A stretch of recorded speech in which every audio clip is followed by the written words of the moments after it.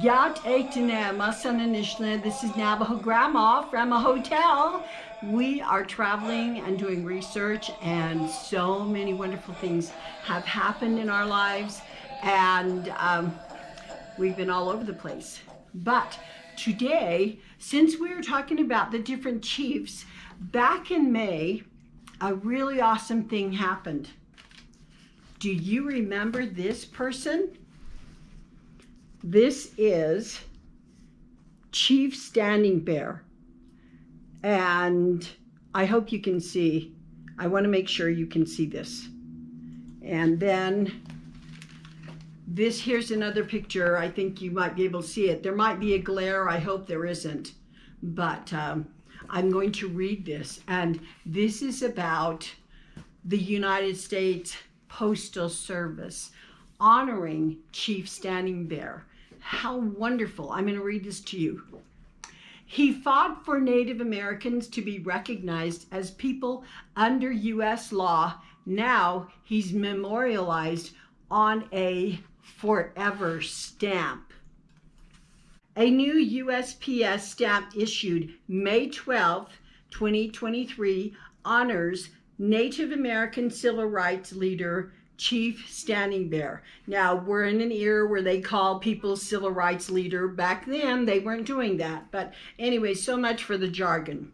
The United States Postal Service is honoring Chief Standing Bear, the celebrated Ponca leader who successfully argued for Native Americans to be recognized as people in the eyes of the law on a forever stamp.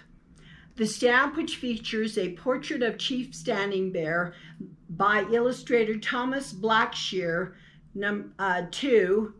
It's Blackshear. Thomas Blackshear II was unveiled last week at a ceremony in Lincoln, Nebraska. Although the United States was founded on the principle that all men are created equal, it took our country far too long to recognize the humanity in many of its people, including the American Indians who lived on these lands for thousands of years. Anton G. Hadger, I can't say that very well, Vice Chairman of the USPS Board of Governors, said in a statement, "I hope this stamp will serve as a reminder of the lessons we have learned from Chief Standing Bear and the brave Ponca people, especially here in the Cornhusker State." Chief Standing Bear was the leader of the Ponca people in the late 1800s. The Ponca people inhabited the area near the Niobrara River in what's now northeastern Nebraska until 1877, when the federal government forced them to leave their homeland for Indian Territory and present-day Oklahoma. And here is, Grandma's going to show you another picture. I hope there's no glare, and I'm so sorry if there is. Here is an original photograph of him, and I hope you can see him. Oh goodness, I'm just praying you can see this. Okay, it says, an archival photo of Chief Standing Bear, a leader of the Ponca people in the late 1800s. And that's a Universal History Archive at Getty Images. The journey was arduous, and many of the Ponca people, including Standing Bear's daughter, Prairie Flower, died along the way. According to the Library of Congress blog, others, such as the chief's eldest son, Bear Shield, died upon arrival in Oklahoma. Standing Bear wanted to bury his son in his homeland, but when he and other members of the Ponca tribe started traveling back to do so, they were ultimately blocked by the federal government. Under the orders of the Department of the Interior, U.S. Army General George Crook arrested and incarcerated Chief Standing Bear and other tribal members per the Library of Congress. In 1879, a newspaper editor interviewed Chief Standing Bear while in detention, and the story of his plight gained national attention.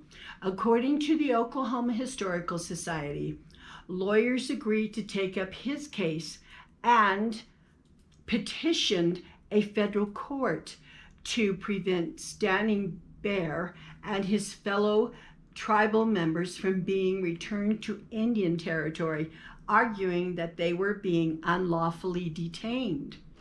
In a new landmark civil rights case known as Standing Bear versus Crook, the United States government argued that Standing Bear was neither a citizen nor a person under the law and therefore could not sue the government. Citing the 14th Amendment, Standing Bear's lawyers argued that the Ponca people were entitled to the same constitutional rights as other U.S. citizens, according to the Library of Congress blog. In a speech before the court, Chief Standing Bear said, through an interpreter, "That hand is not the color of yours, but if I pierce it, I shall feel pain. If you pierce your hand, you also feel pain. The blood that will flow from mine will be of the same color as yours. I am a man. The same God made us both." The words are inscribed at the base of a statue that now stands in the United States Capitol. Just beautiful. A federal judge ultimately sided with Standing Bear, ruling that Native Americans were people under U.S. law and ordering the chief and his people to be released from detention. After they were released from federal custody, Standing Bear and some tribe members returned to their homelands in Nebraska, though others remained in Oklahoma.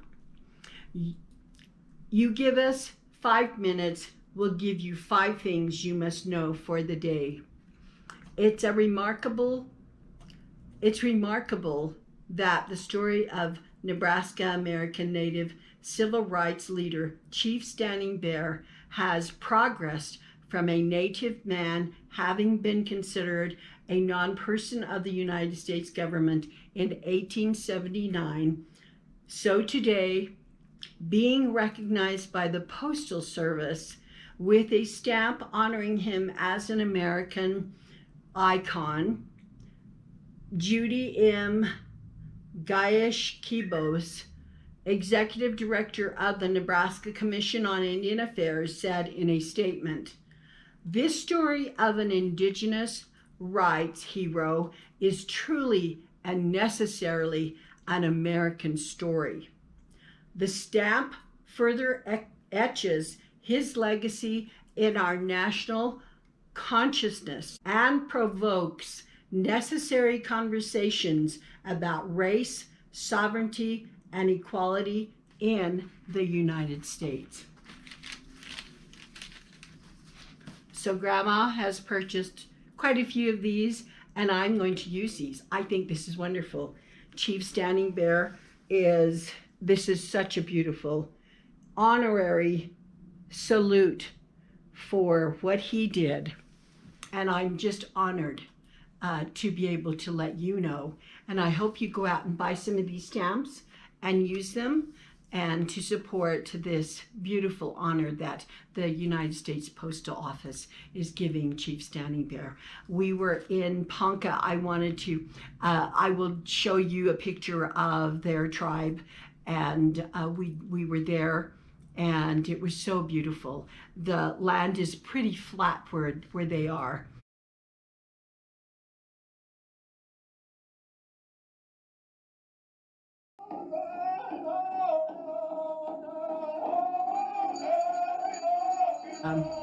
We learned some words too, how to say hello, and it was fun. We went and celebrated in Pawnee, but as we went by the Ponca tribe, it just warmed my heart. It was sad that they had to leave their lands, but some stayed. And it's a beautiful tribute. That's all I'm going to tell you. I love you and thank you so much. And I pray that you will continue to see the different blessings that these tribes, these tribal leaders, what they stood for. And that's the purpose of these, the different videos that I'm making this year. I mean, what kind of, what did Chief Standing Bear stand for? What did Chief Sitting Bull stand for? And all the other chiefs. It's so important that we pick and look at and focus and magnify why they were who they were, their strengths. And this is what I want to help you to bring that out of you, the strengths that they had to pray. They depended, every one of these men, Tecumseh, and all the leaders that you saw. When you see the busts of all of the Native American heroes and at the museum at Anadarko, it was just, all of them spoke. They wanted peace. They wanted freedom. And they wanted to live. They didn't want boundaries, yet they were given boundaries, put on reservations. They were moved and removed, and it was pretty sad. And these things are coming, people. What are you going to do? Are you going to do what Chief Standing Bear and what these other tribal chiefs did? I hope so. And like Tecumseh said, we can't do this alone. They will break us. But as a bundle, you cannot break us. So there's a lot of wisdom that I hope you take upon yourself. You use your ear, use your focus, and think of these. And try your hand at go and Google it and find out more about these chiefs and their incredible leadership.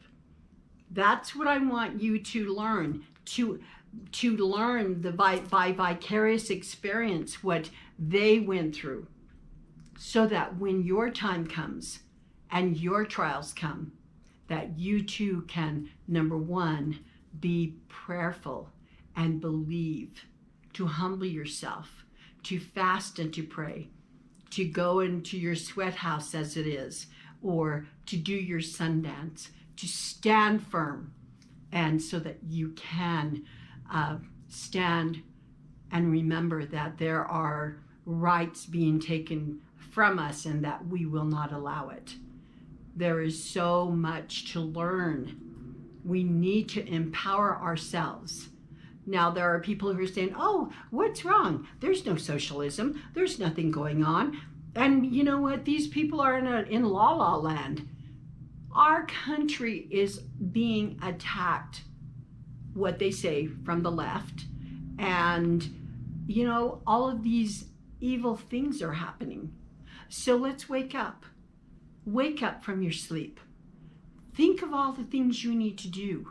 Learn the wisdom of your strengths and use them so you can be a leader and stand with the chiefs of long ago, our ancestors, that we may overcome our trials and make them our strengths, that we may always trust in God, to respect the American flag and its symbolism for all the blood that was shed in behalf of our freedom. Freedom is, it's like our health. It's everything. And it has been a blessing. There's more to discuss about this. Now strengthen yourself. Remain prayerful. And that's one thing that I explain. And I will show you a video. The blessings that I've seen in my life when I have prayed and that the heavens answered. It's always so constant. You need to be aware of these things. So with that said, and Grandma's wisdom and love and hugs, this is the end. Hagone, and thank you for watching. Grandma loves you and prays for you always. Remember that. You be prayerful now and pray and go serve and make yourself wonderful. Stand in holy places and be holy. I love you so. Kisses and Hagone again.